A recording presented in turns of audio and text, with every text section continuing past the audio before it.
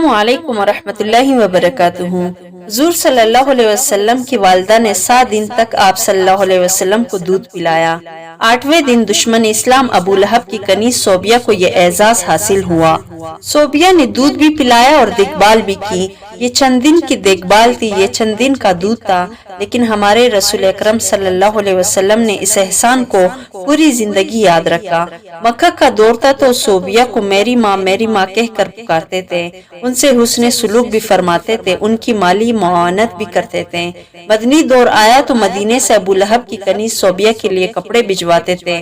حضرت حلیمہ سعدیہ رضائی ماں تھی، یہ ملاقات کے لیے آئی، دیکھا تو اٹھ کھڑے ہوئے اور میری ماں پکارتے ہوئے ان کی طرف دوڑ پڑے۔ وہ قریب آئی تو اپنے سر سے وہ چادر اتار کر زمین پر بچھا دی، جسے ہم کائنات کی قیمتی ترین متاع سمجھتے ہیں۔ اپنی رضائی ماں کو اس پر بٹھایا، غور سے ان کی بات سنی اور ان کی تمام حاجتیں پوری فرما دی۔ یہ بھی ذہن میں رہے کہ حضرت حلیمہ سعدیہ نے اسلام قبول نہیں کیا تھا، وہ اپنے پرانے مذہب پر قائم رہی تھی۔ فتح مکہ کے وقت حضرت حلیمہ کی بہن خدمت میں حاضر ہوئی، ماں کے بارے میں پوچھا، بتایا گیا وہ انتقال فرما چکی ہیں۔ رسول اکرم صلی اللہ علیہ وسلم کی آنکھوں میں آنسو آ گئے، روتے جاتے تھے اور حضرت حلیمہ کو یاد کرتے جاتے تھے۔ رضائی خالہ کو لباس، سواری اور 100 درہم عنایت کیے۔ رضائی بہن شیما غزوہ حنین کی قیدیوں میں شریک تھی، پتہ چلا تو انہیں بلایا، اپنے چادر بچھا کر بٹھایا، اپنے ہاں قیام کی دعوت دی۔ حضرت شیما نے اپنے قبیلے میں واپس جانے کی خواہش ظاہر کی۔ رضائی بہن کو غلام، لونڈی اور بکریاں دے کر رخصت کر دیا۔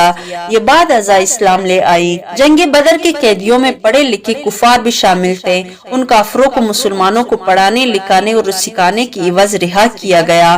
حضرت زید بن ثابت رضی اللہ تعالیٰ عنہ کو عبرانی سیکھنے کا حکم دیا۔ آپ رضی اللہ تعالیٰ عنہ نے عبرانی زبان سیکھی اور یہ اس زبان میں یہودیوں سے خط و کتابت کرتے رہے۔ کافروں کا یہ شاعر تھا سہیل بن عمر، یہ رسول اکرم صلی اللہ علیہ وسلم کے خلاف اشتعال انگیز تقریریں بھی کرتا تھا اور توہین آمیز شعر بھی کہتا تھا۔ یہ جنگ بدر میں گرفتار ہوا، سہیل بن عمر کو بارگاہ رسالت میں پیش کیا گیا۔ حضرت عمر رضی اللہ تعالیٰ عنہ نے تجویز دی، میں اس کے 2 نچلے دانت نکال دیتا ہوں، یہ اس کے بعد شہر نہیں پڑھ سکے گا۔ تڑپ کر فرمایا، میں اگر اس کے اعضاء بگاڑ دوں گا تو اللہ میرے اعضاء بگاڑ دے گا۔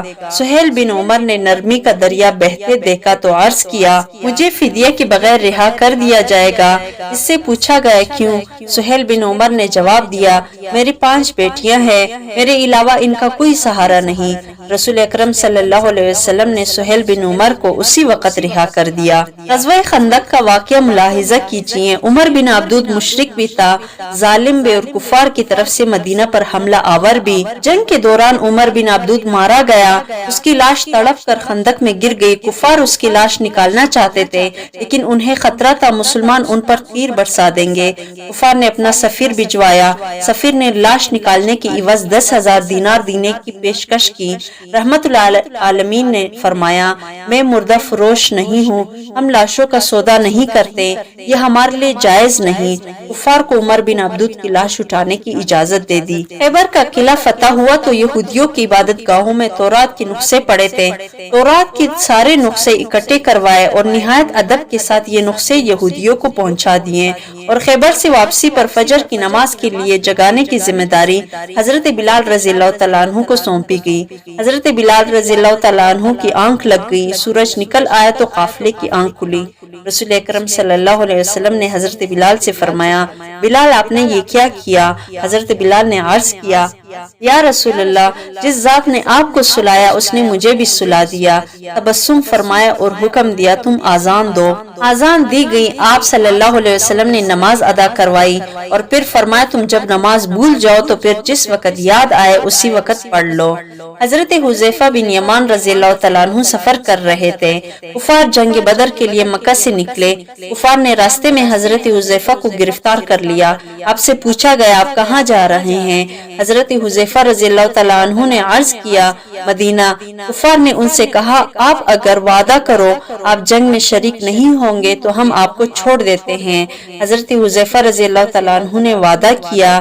یہ اس کے بعد سیدھے مسلمانوں کی لشکر میں پہنچ گئے۔ مسلمانوں کو اس وقت مجاہدین کی ضرورت بھی تھی، جانوروں کی بھی اور ہتھیاروں کی بھی، لیکن جب حضرت حذیفہ رضی اللہ تعالیٰ عنہ کے وعدے کے بارے میں علم ہوا تو مدینہ بھجوا دیا گیا اور فرمایا، ہم کافروں سے معاہدے پورے کرتے ہیں، ان کے مقابلے میں صرف اللہ تعالیٰ سے مدد چاہتے ہیں۔ نجران کی عیسائیوں کا 14 رکنی وفد مدینہ منورہ آیا۔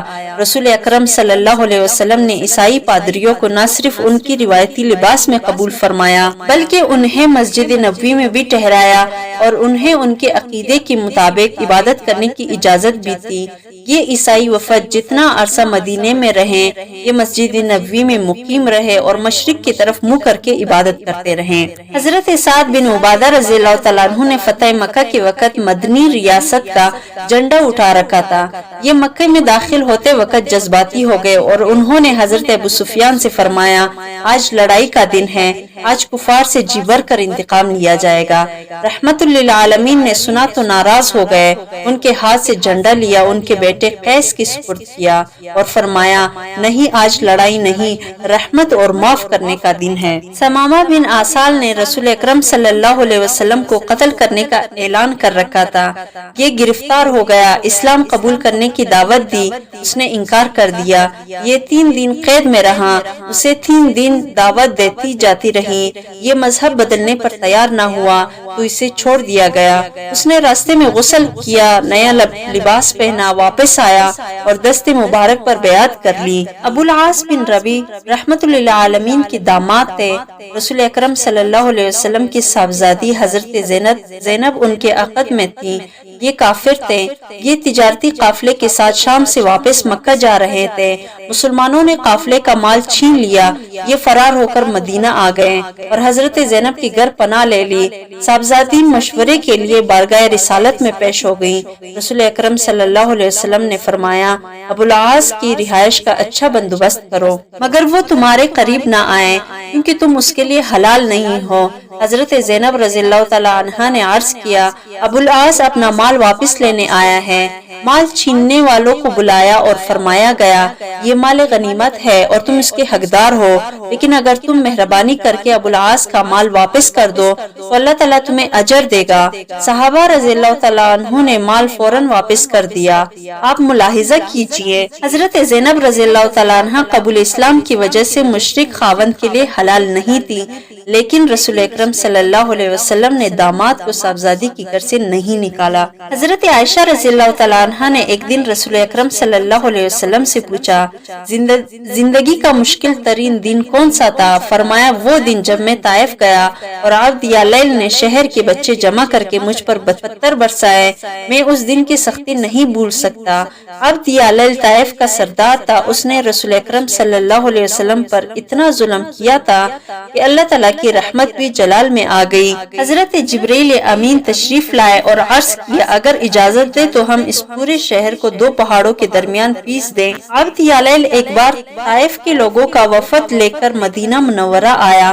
رسول اکرم صلی اللہ علیہ وسلم نے مسجد نبوی میں اس کا خیمہ لگایا اور عبد یا لیل جتنے دن مدینے میں رہا، رسول اکرم صلی اللہ علیہ وسلم ہر روز نماز عشاء کے بعد اس کے پاس جاتے اور اس کا حال احوال پوچھتے، اس کے ساتھ گفتگو کرتے اور اس کی دلجوئی کرتے۔ عبداللہ بن ابی منافق اعظم تھا، یہ فوت ہوا تو اس کی تدفین کے لیے اپنا کرتا مبارک بھی دیا، اس کی نماز جنازہ بھی پڑھائی اور یہ بھی فرمایا، میری 70 دعاؤں سے اگر اس کی مغفرت ہو سکتی تو میں 70 مرتبہ سے زیادہ بار اس کے لیے دعا کرتا۔